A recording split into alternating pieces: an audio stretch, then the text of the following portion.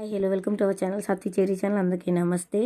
శారీ పెట్టడానికి సెలవుడు అయితే చేస్తున్నాం. పార్ట్ 3 అనమాట. పార్ట్ 1 పార్ట్ 2 చూడకపోతే పైన లింక్ ఇస్తాను, దాన్ని క్లిక్ చేసి అయితే చూడండి. ఈ పిండి వేసిన తర్వాత అయితే నెయ్యి వేసి బాగా కలుపుకొని కొంచెం సేపు అయితే ఉడకనివ్వాలి.